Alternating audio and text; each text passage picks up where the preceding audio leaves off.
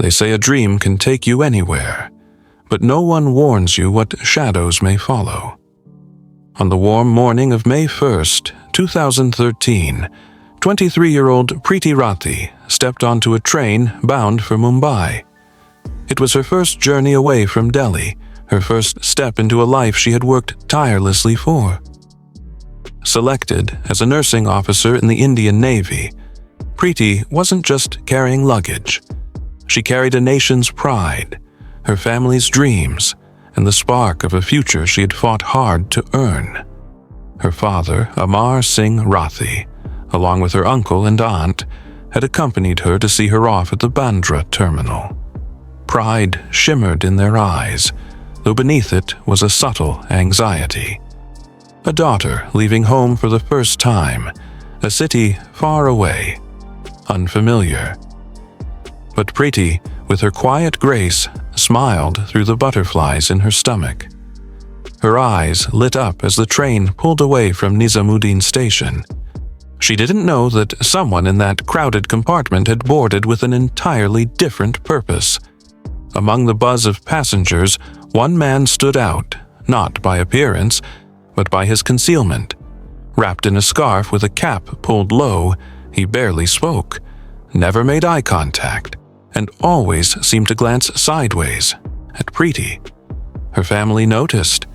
Something in his stillness, the way he moved, was off. They grew alert, protective, even as the night drew in and the journey pressed on. Morning came. The train screeched to a halt at Bandra. It was May 2nd. They had made it. The air in Mumbai was thick with humidity, but the family's spirits were high. As they stepped off the platform, Preeti trailed a few steps behind, slowed by fatigue and the unfamiliar rhythm of the station. Her father and uncle walked ahead, not knowing that each step away from her would become a lifetime of regret. Then it happened. A hand on her shoulder.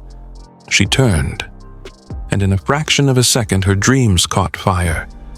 A stranger, his face familiar yet obscured, flung a liquid onto her face from a metal container. She didn't scream. She roared. A sound so primal it froze the crowd around her, her skin, her vision, her future, melting. Her family rushed back. Her father's hands blistered as he tried to hold her. Her uncle screamed for help, but no one could unspill the acid now etched into her life. In the chaos, a boy named Samir Sheikh sprang forward. He chased the attacker, shouting to his friends, "Salim!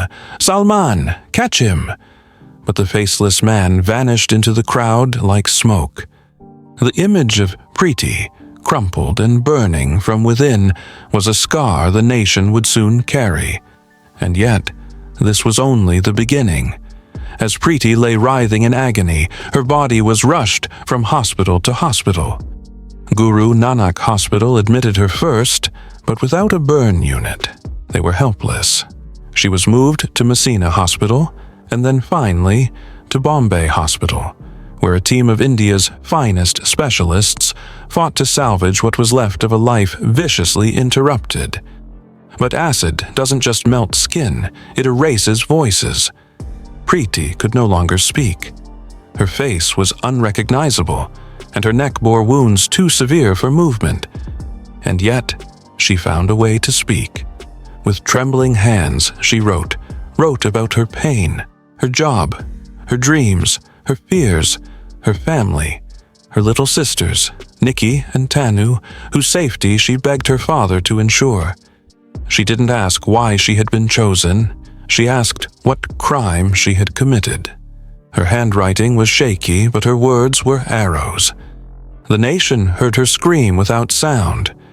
The media erupted, streets filled with protesters. Acid attack laws were scrutinized. The pressure on police was relentless, yet they had nothing. Until May 4th, when Preeti's sister received a call from a boy named Pawan Kumar, a former acquaintance asking about Preeti's condition. Suspicion was instant.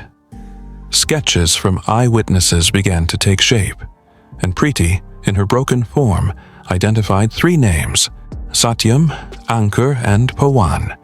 Pawan was arrested. The country watched, held its breath. But Preeti's condition worsened. Her organs began to shut down. Dozens of surgeries later, she was still slipping. On June 1st, her heart stopped. Her pen stopped. Preeti Rathi, second lieutenant of the Indian Navy, died not in battle, but on a railway platform, by the hand of someone who believed rejection was a license to destroy. But who was the real monster? The sketch didn't quite fit Pawan. He had an alibi. In fact, he wasn't even in Mumbai that day. It was Preeti's father, not the police, who proved it. And that led to the question the world now demanded an answer to. Who really killed Preeti? The answer emerged from shadows. CID officers, now in charge after a public outcry, began speaking with Preeti's relatives. One detail changed everything. A cousin whispered a name, Ankur. Ankur Pawar, a neighbor. Once obsessed with Preeti. Once rejected. Once warned her she would regret it. Now missing. When police found him, he was nervous. His story kept changing. But more telling were his hands, scarred, unmistakably burned. When brought to Mumbai, the interrogation didn't take long. The truth spilled, bitter as the acid he once threw. Yes, he did it. Because she dared to dream. Because she got the job he never could. Because her success was louder than his mediocrity. He had planned it all. Knew which train she would board. Bought acid under a fake excuse. Waited for a moment alone. When he couldn't do it in the train, he waited until the platform.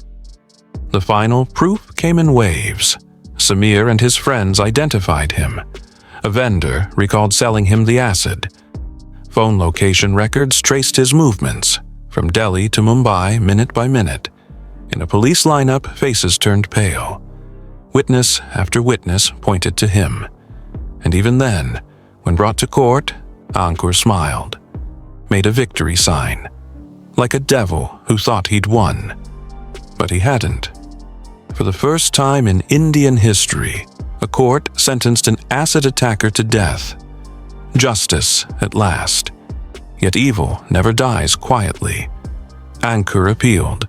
The Bombay High Court later commuted his sentence to life imprisonment. The court said justice was served. But was it? Preeti's charred face never saw a mirror again.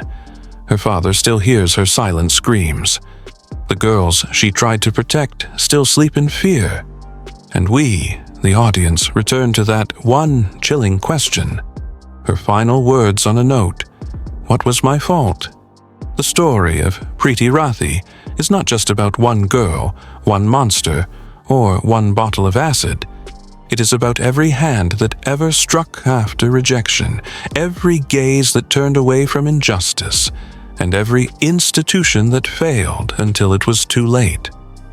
Now, the question is no longer what her fault was. The question is, why do we still let this happen? Let the comment section burn, not with anger, but with answers.